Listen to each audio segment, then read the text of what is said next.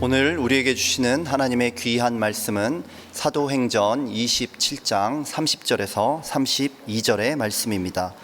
이 말씀은 제가 가진 신약 성경 236면에 있습니다.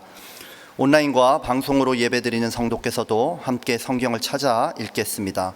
사도행전 27장 30절부터 32절의 말씀입니다. 찾으신 말씀을 함께 읽겠습니다. 사공들이 도망하고자 하여 이 물에서 닻을 내리는 채 하고 거룻배를 바다에 내려 놓거늘 바울이 백부장과 군인들에게 이르되 이 사람들이 배에 있지 아니하면 너희가 구원을 얻지 못하리라 하니 이에 군인들이 거룻줄을 끊어 떼어 버리니라. 아멘. 아멘. 우리 한번 따라해 보겠습니다. 같은 위기, 다른 반응. 다 같이 해봅니다. 시작. 같은 위기, 다른 반응. 우리는 인생사를 생로병사라고 말합니다. 태어나는 생에 이어서 그 다음부터는 늙고 병들고 죽는 것이다. 이 말은 왠지 고난과 어려움이 더 많은 것이 인생임을 암시해 주고 있습니다. 지금 우리 조국 한국을 보면 대통령 탄핵 정국의 위기 상황이 계속되고 있습니다. 무엇보다도 지금 저희들이 발딛고 살고 있는 이 캘리포니아의 산불 재앙은 미국 역사상 가장 큰 피해를 야기한 화재가 되었습니다. 산불의 피해액만 1,500억 달러가 넘을 것으로 추정하는데 이미 만 채의 건물이 파괴되었고 18만 명의 주민이 대피하는 엄청난 위기 상황이 이번 주에도 예상되는 강풍으로 계속된다라고 예측합니다. 여러분, 18만 명이면 한국의 도시로는 서산, 또 당진, 구리시 이 전체 인구와 같은 거예요. 여러분, 이렇게 많은 사람들이 대피하는 만날 수밖에 없는 위기 상황 속에서도 내가 어떤 반응을 나타내느냐에 따라서 다른 결과가 가져온다는 사실도 우리는 깨달아야 할 것입니다. 자, 오늘 성경을 보면요, 로마로 가기 위해서 바울이 탄 알렉산드리아라는 배가 남한의 약 30배 정도에 해당하는 지중해 바다에서 유라굴로라고 하는 엄청난 광풍을 만나 큰 위기 상황에 빠진 것을 말씀하고 있습니다. 배에 탄 276명이 겨울을 지내기에는 너무 작은 항구인 미항을 출발해서 약 65km 정도 떨어진 베닉스라고 하는 항구까지 가려고 했는데 그만 어마어마한 이 광풍을 만나게 되므로 미항에서 약 800km나 떨어진 아드리아 바다까지 오게 되었습니다. 생사를 오가는 위기 속에서 14일을 지냈다라고 말씀합니다. 아침이면 해가 뜨고 밤이면 별이 쏟아지는 그런 날들이 아니라 해도 별도 보이지 않는 어둠 속에서 무서운 광풍만이 배를 집어 삼킬 정도로 몰아치는 절대 절망의 날들이었습니다. 배에 타고 있는 선주와 하주들은 그들이 그토록 지키고 싶어 했던 모든 재산을 다 바다에 던져버려야 했습니다. 그래도 광풍의 유력에 배가 부서질 것 같으니까 사흘째 날에는 선장과 선원들이 자발적으로 배의 중요한 기구들마저 다 포기하고 버려야만 했습니다. 그런데도 통제력에서 벗어난 이 배에서 사람들은 먹지도 마시지도 못한 채 살 소망까지 잊어버린 채 14일을 지나게 된 것입니다. 그때 하나님께 기도하는 바울이 담대하게 외칩니다. 본인이 기도하는데 하나님의 사자가 말씀하시기를 가이사 앞에 서기 위해서 배 사람들이 다 무사할 것이니까 이제 우리가 한 섬에 걸리게 될 거야 라고 말하는 거예요. 그런 상황 속에서 위기를 견디고 있었던 이 선원들이 그 말을 듣고 수심을 재어보니까 20길에서 조금 있다 재니까 15길로 점점 수심이 낮아지고 있습니다. 육지가 가까워왔다는 증거이겠죠. 하지만 암초에 걸려서 그 큰 배가 파손하게 되면 다 죽게 될 것이니까 선원들이 앞으로 가서 닻을 내리는 채 하면서 하나밖에 없는 작은 거룻배, 오늘 말로 얘기하면 구명보트죠. 이 하나밖에 없는 구명보트를 몰래 내려서 선원들이 도망치려고 했습니다. 30절 말씀 같이 한번 읽어봅니다. 사공들이 도망하고자 하여 이물에서 닻을 내리는 채 하고 거룻배를 바다에 내려놓거늘. 자, 이런 위기의 상황에서요, 276명이나 탄 큰 배는 암초에 부딪혀서 박살이 날 확률이 커요.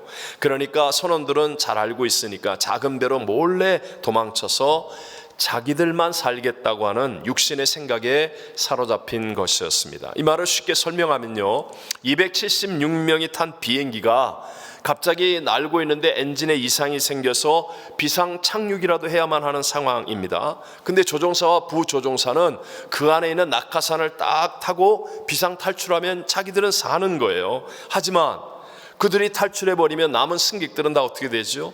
다 죽는 것 아니겠습니까? 이런 상황에서 조종사와 부조종사가 몰래 낙하산을 입고 탈출하려는데 바울이 붙잡은 거예요. 탈출하면 안 된다. 그 큰 알렉산드리아 배를 운항해야 할 선원들이 작은 거룻배를 타고 몰래 도망쳐버리면 남은 사람들은 뱃속에서 그냥 죽을 수밖에 없는 상황에 바울이 나서서 백부장과 군인들에게 말하는 겁니다. 31절을 읽어보겠습니다. 바울이 백부장과 군인들에게 이르되 이 사람들이 배에 있지 아니하면 너희가 구원을 얻지 못하리라 하니. 아멘. 여러분 꼭 기억하셔야 합니다. 위기의 상황이 다가오면 제일 먼저 나만이라도 살겠다라고 도망치고 피하고 싶은 마음이 든다는 거예요. 첫사람 아담과 하와가 범죄하고 나서 하나님의 낯을 피해서 나무 뒤에 숨었던 것처럼 그 후손으로 태어난 우리 모든 사람들에게는 이와 같은 도피 메커니즘이 있어요. 꽝! 하고 문제가 생기면, 위기 상황이 다가오면 어떻게든지 나만이라도 살겠다고 도피하고 피하고 싶고 숨고 싶은 마음들이 있다는 거죠. 하지만 기억하셔야 됩니다. 나만 살겠다고 도망쳐서 피한 곳에는 천국이 없습니다. 늘 마음의 고통과 상처를 안게 되는 거예요. 여러분, 위기를 만날 때는 도망치거나 숨겠다는 이 원수마귀의 유혹을 반드시 이겨내야 한다는 것 깨닫게 되시기를 바랍니다. 우리가 잘 알고 있는 베드로의 인생이 가장 바닥을 칠 때가 언제였었습니까? 예수님께서 붙잡혀 계시는 위기 상황에서 예수님 모른다고 조그만 계집종 앞에서 도망치고 피하고 숨을 때가 그의 인생을 가장 바닥치게 만들지 않았습니까? 그런데 이제는 주님 말씀을 붙잡고 예루살렘을 떠나지 않고 정면 돌파하는 믿음을 가지고 마가 요한의 다락방에서 간절히 기도할 때 오히려 성령이 충만해지고, 그래서 그들을 핍박하는 사람들 앞에 담대하게 복음을 외침으로 말미암아 한 번에 3,000명, 5,000명이 돌아오는 역전승의 주인공으로 인생이 바뀌게 된 줄로 믿습니다. 자, 오늘 보면 32절을 같이 읽어보겠습니다. 이에 군인들이 거룻줄을 끊어 떼어 버리니라. 여러분, 이 아까 얘기했던 그 구명보트 몰래 내려서 선원들만 살겠다고 도망치려고 했는데 바울이 얼른 얘기를 했잖아요. 그래서 군인들이 뛰어가서 그 거룻줄을, 이미 내리고 있는 배의 거룻줄을 끊어 떼어 버리니라, 이렇게 말합니다. 왜 그 짧은 문장 안에서 무려 3번이나 반복하여 동사를 사용합니까? 끊어 떼어 버렸다. 이것은요, 이 행위를 강조하기 위해서 하는 말이에요. 하나밖에 없는 알렉산드리아 배의 그 작은 구명정이 이제는 끊어 떼어 버림으로 말미암아 배에서 분리되어 바닷속에 휩쓸려 가 버렸다는 것입니다. 이렇게 나만이라도 살겠다고 하는 이기심의 마음을 끊어 떼어 버렸더니 그 다음부터 놀라운 하나님의 은혜의 역사들이 일어났다는 사실을 성경은 강조하기 위해서 그런 것입니다.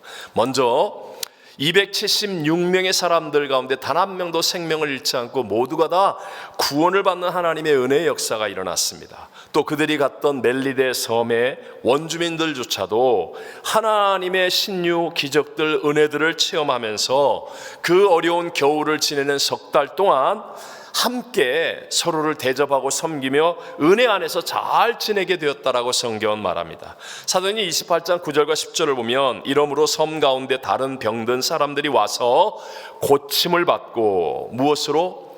후한 예로 우리를 대접하고 떠날 때에 우리 쓸 것을 배에 실었더라. 여러분, 최고로 선한 결과가 일어나게 된 줄로 믿습니다. 또 로마에서도 이런 소식들을 전해졌기 때문에 바울이 로마에 가서 복음 전파 사역을 할 때도 아주 큰 하나님의 역사가 임하게 되었다라는 것입니다. 여러분, 여기서 정말 중요한 교훈을 깨달아야 합니다. 우리 육신의 생각은 위기 상황을 만나면 나 혼자라도 살겠다라는 생각이 들지 모르지만, 그러나 우리가 전능하신 하나님의 은혜를 누리려고 한다면 내 이성을 뛰어넘어서 하나님의 말씀을 믿는 자가 되어야 될 줄로 믿습니다.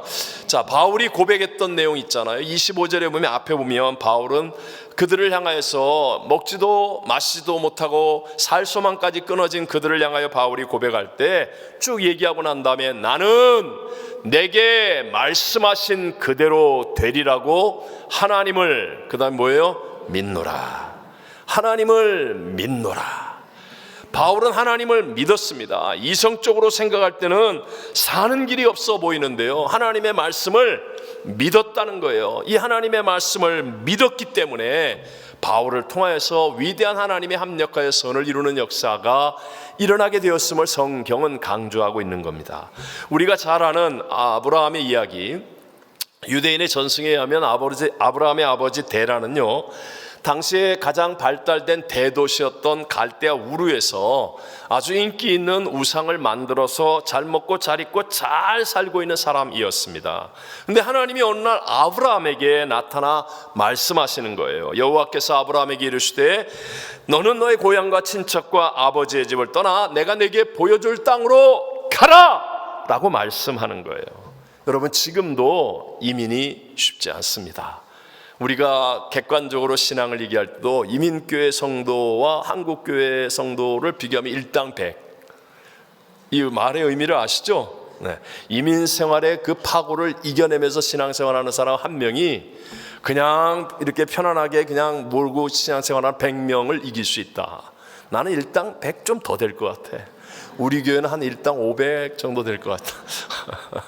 어쨌든 여러분, 지금도 그만큼 이민 생활이라는 게 녹록한 것이 아닌데, 옛날에 이민은 무정보, 무교통, 무보호, 무법천지, 여러분 이 속에서 거의 목숨을 거는 일과도 같은 일이 본토 친척 아버지의 집을 떠나는 것이었습니다. 이성적으로 본다면 당연히 잘 먹고 잘 입고 잘 살고 있는 그 땅에서 살아야죠. 아내와 다음 세대들을 위해서 그렇게 살아야 될 것 같지 않습니까?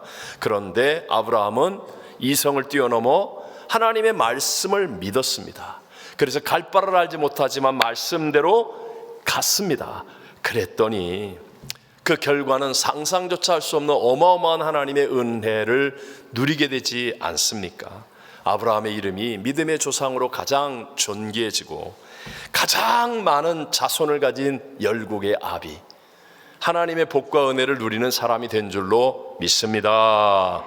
혹시 오늘 2부 예배 드리는 분 가운데 아브라함은 하나님이 사랑하셨으니까 그렇지만 나는 그런 엄청난 은혜가 임하지 않을 거야, 내가 그런 사랑을 받을 수 있을까? 이렇게 생각하는 두 분이 계십니다. 여러분, 그 마귀의 거짓말이에요.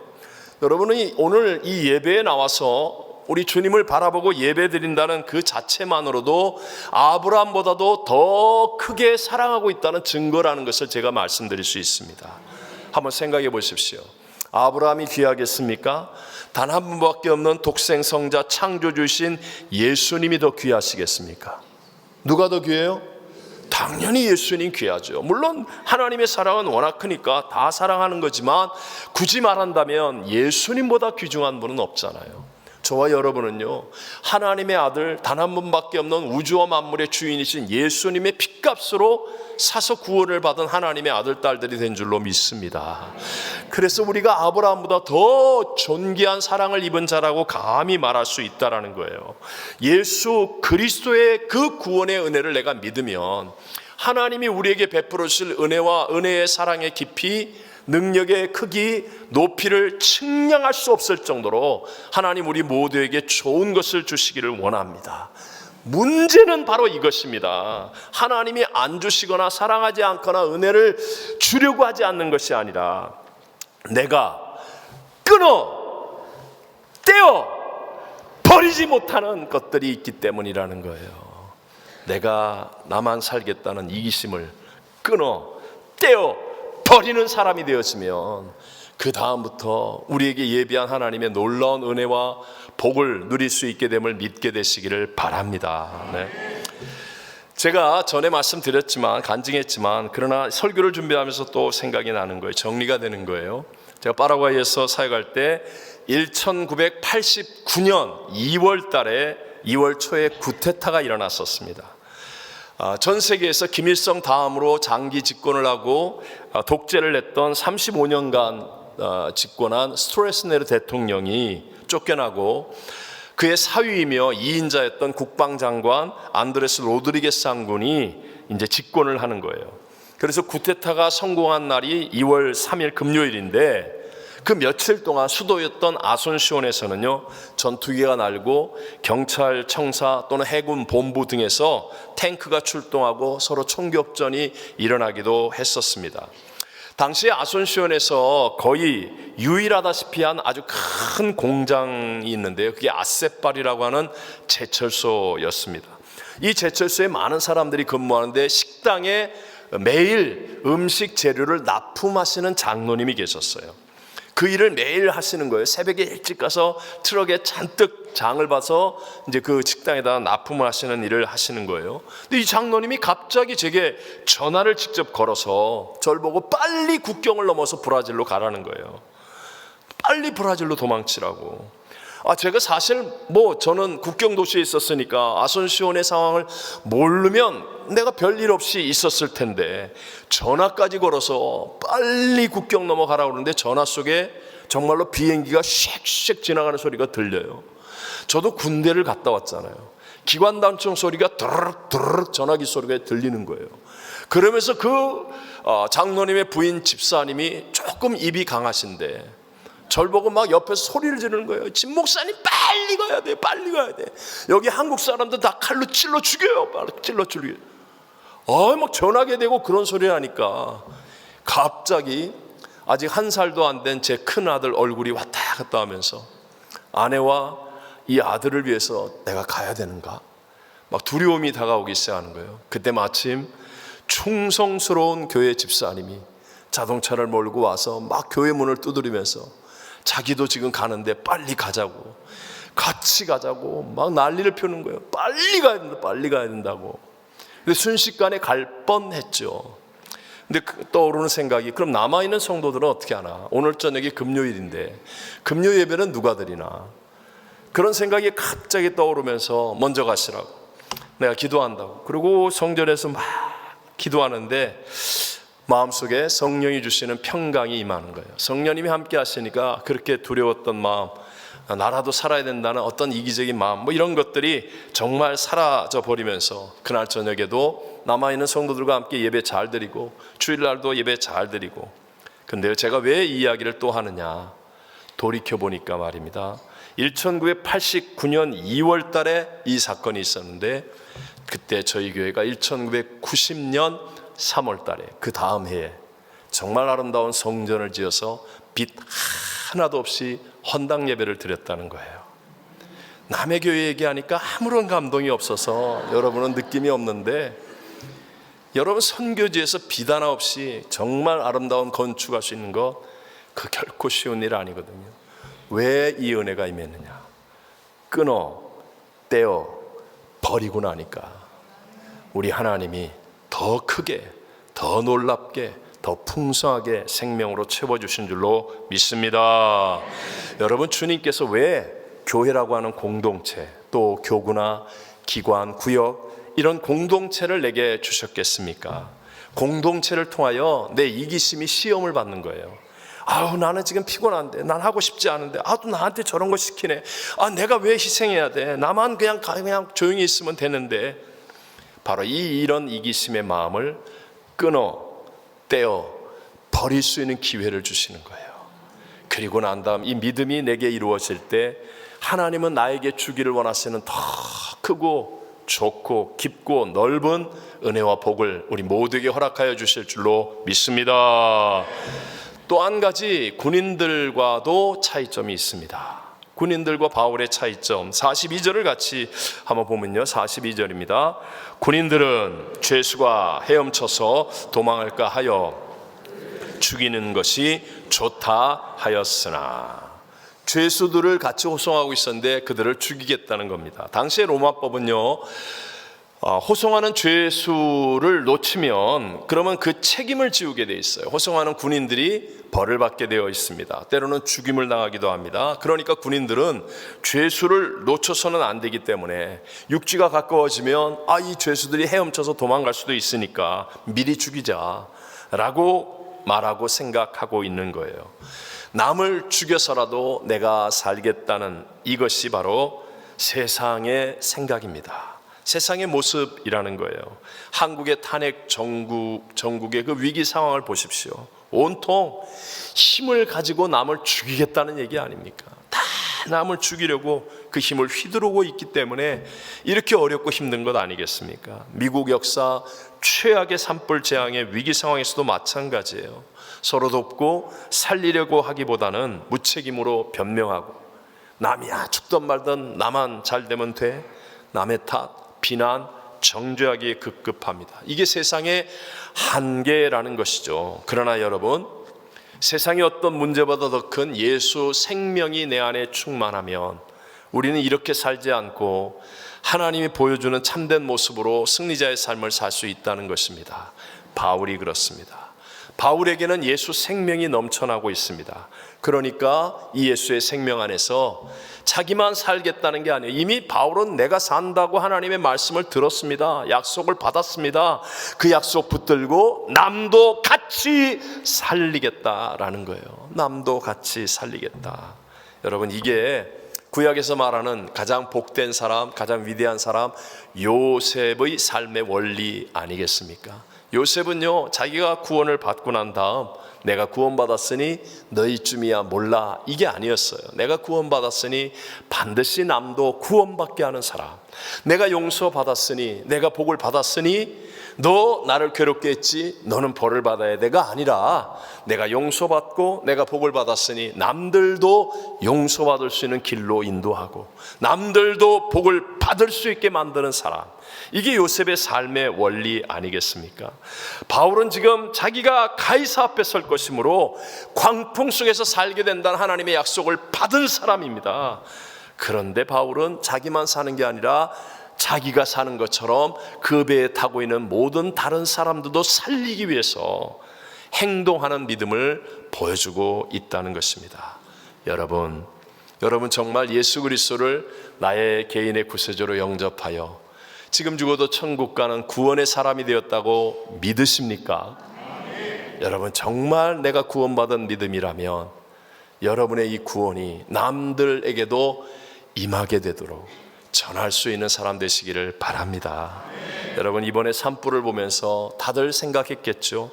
불이 얼마나 무서운가 라는 생각하게 되었습니다. 순식간에 모든 것을 태우고, 여러분, 미국이 최고의 힘을 가진 나라인데 미국의 비행기로도, 미국의 소방차로도, 미국의 어떤 것으로도 대항할 수 없는 이 어마어마한 재앙을 우리 눈으로 보고 있습니다. 하물며 이런 산불과도 비교할 수 없는 지옥불은 어떻겠습니까? 지옥불은 영원히 꺼지지도 않고 그 고통 속에 죽고자 해도 영원히 죽을 수조차 없는 그 지옥불에서 수많은 사람들이 자동 지옥으로 던져져 고통받을 것 아니겠습니까? 여러분, 미국이 어떤 소방관, 소방차 시설로도 이 불 못 끄는데 이 무서운 지옥불에서 구원할 수 있는 분이 있습니다. 그분이 바로 예수 그리스도인 줄로 믿습니다. 예수님 밖에는 없다고 했잖아요. 예수님이 얼마나 위대하고 존귀한 분입니까? 여러분, 제발 예수님을 엄마의 품에 안겨 있는 작은 아기처럼 착각하지 마세요. 예수님을 나사렛 목수 정도로 제발 비하하지 마세요. 예수님은 만왕의 왕이고 만주의 주이시며 만물의 충만의 충만이신 줄로 믿습니다.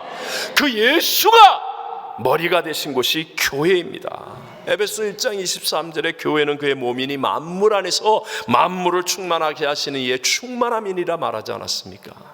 여러분, 왜 우리가 복음을 전해야 합니까? 폼 잡으려고요? 숫자 불리려고요? 아닙니다. 우리는 이 진리를 아니까. 아담과 하와의 후손으로 태어난 사람 그냥 자동으로 지옥 가는데, 이 지옥불에서 건질 수 있는 구세주는 오직 예수님 한 분밖에 없으니까. 예수님 한 분밖에 없으니까 우리가 예수를 전하고, 내가 구원받은 것처럼 당신도 구원받아야 합니다. 내가 천국 소망으로 사는 것처럼 당신도 천국 소망으로 살아야 합니다. 네. 여러분, 예수님으로 충만한 삶을 사는 길이 바로 사명으로 사는 길임을 믿으시기 바랍니다. 하나님 우리를 힘들게 하고 우리를 이용해 먹으려고 사명을 주시는 게 아니에요. 우리 괴롭게 하려고 사명 주시는 게 아니라 사명을 붙들고 살아감으로 내 안에 예수의 생명이 충만함을 누리게 하시는 거예요. 네? 바울은요, 어떻게 해서 그 배 안에 있는 276명 가운데 이토록 모든 사람을 살리는 사람이 되었습니까? 자기가 로마에 가서 복음을 증거해야 된다는 분명한 사명을 붙들고 있기 때문에, 그냥 배 타고 가는 사람이 아니라 노을 바라보고 바다 쳐다보고 해변 보는 사람이 아니라 복음을 전해야 한다는 하나님께로부터의 사명을 분명히 붙들고 있기 때문에 그에게는 예수의 생명이 충만한 자가 되어지더라는 것입니다. 그러니까 문제보다 크신 분은 하나님 한 분이잖아요. 고난에 휘둘림을 당하지 않고, 때로는 선악으로 남을 죽이려고 하지 않고, 예수 생명이 풍성하니까 사명 때문에 임하는 예수의 생명의 충만함으로 그 배 안에 있는 모든 사람들을 살릴 수 있는 가치 있고 보람되고 아름다운 인생을 살게 된 줄로 믿습니다. 한 번만 다시 생각해 보십시오. 바울은요, 알렉산드리아라고 하는 그 큰 배 안에 있는 276명 가운데 가장 약한 사람입니다. 가장 힘없는 자입니다. 그는 죄수입니다. 병들었습니다. 나이가 많아 늙었습니다. 힘쓸 수 없는 가장 초라한 모양의 사람이 276명 가운데 으뜸이 바울입니다. 그러나 바울이 왜 그 모든 사람을 살리는 위대한 사람이 됩니까? 하나님의 사명을 붙들고 있기 때문인 줄로 믿습니다. 사명은 하나님이 주시는 거예요. 하나님께로부터 오는 거예요. 그 하나님은 문제보다, 그 하나님은 대적보다, 그 하나님은 광풍보다, 그 하나님은 산불보다, 그 하나님은 하실 수. 그러니까 276명 가운데 가장 나이 많고 가장 병들고 가장 연약한 죄인으로 가장 작은 자였는데 사명을 붙들고 있으니까 예수의 생명이 충만하여 가장 위대한 사람으로 그들을 살리는 하나님의 사람으로 쓰임받게 된 줄로 믿습니다. 여러분, 다시 한번 제발 명심하십시오. 위기나 환난이 없는 삶을 찾으려고 하지 마십시오. 죄송하지만 안타깝지만 지금 산불 일어난 데가 우리들이 다 살고 싶어하는 동네 아닙니까? 이 어려운 말을 이해하시죠? 네? 어마어마한 대저택들, 근데 못 막잖아요. 여러분, 누가 난 돈을 많이 벌면 위기를 안 만날 거야? 나는 안전한 곳에 살면 나는 괜찮을 거야? 착각하지 마십시오. 그런 것 없습니다. 말세가 되면 고난이 없고 어려움이 없고 위기를 만나지 않을 수 있는 사람은 없어요. 그런 거 찾느라고 헛고생하지 말고 어떤 위기를 만나도 이길 수 있는 사람이 되시기를 바랍니다. 이게 신앙입니다. 이게 신앙이에요. 요한복음 16장 33절에 예수님이 제자들에게 말씀하시잖아요. 우리 한번 읽어볼까요? 세상에서는 너희가 환난을 당하나 담대하라, 내가 세상을 이기었노라.